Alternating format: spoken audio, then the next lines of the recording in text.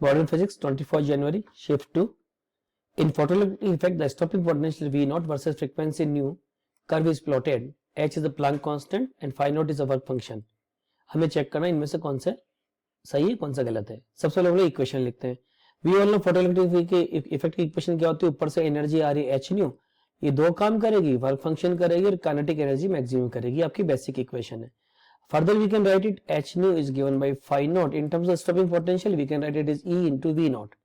Further we will rearrange it. V naught can be written as h nu minus phi naught और आपका E आ रहा है, E से इसको डिवाइड कर लो.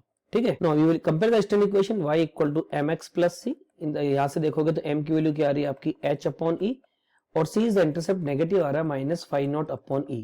यानी कि ऐसा ग्राफ बन रहा है जिस ग्राफ में आपका स्लोप तो आ रहा है पॉजिटिव और इंटरसेप्ट आ रहा है आपका नेगेटिव. और इधर y एक्सिस पे आप क्या ले रहे हो, V not that is stopping potential, और x एक्सिस पे क्या ले रहे हो, फ्रीक्वेंसी दैट इज न्यू. अब हम लोग चेक करते हैं. फर्स्ट पहले हम ए पार्ट देखते हैं. V naught versus frequency is linear, yes it is a straight line graph. Option A is true, यानी ये सही लग रहा है, इसको काट दो. ये सही लग रहा है, इसको काट दो, यानी 1 और 3 में से एक आंसर आएगा. ये हमें आइडिया लग गया यहाँ तक. अब हम ऑप्शन बी पढ़ते हैं. The slope of the V naught versus frequency graph is phi not upon h. अब ध्यान से देखो स्लोप को देखो, तो देखो स्लोप तो आपका h अपॉन e आ रहा है, यानी तो रोंग हो गया, तो बी आपका रोंग है. इसको कट लगा दो, आंसर क्या आ गया, ऑप्शन 3. बट हम लोग सी पार्ट को भी चेक कर लेते हैं कि सी पार्ट आपको क्या कह रहा है.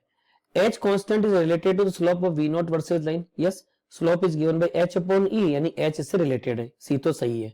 ठीक है. अब हम डी को पढ़ लेते हैं. The value of the electric charge of electron is not required to determine h using the no we have to require because h की वैल्यू क्या है, m into e. m तो स्लोप है, अगर आपको थीटा पता चल गया तो of course you can easily calculate m is given by tan theta.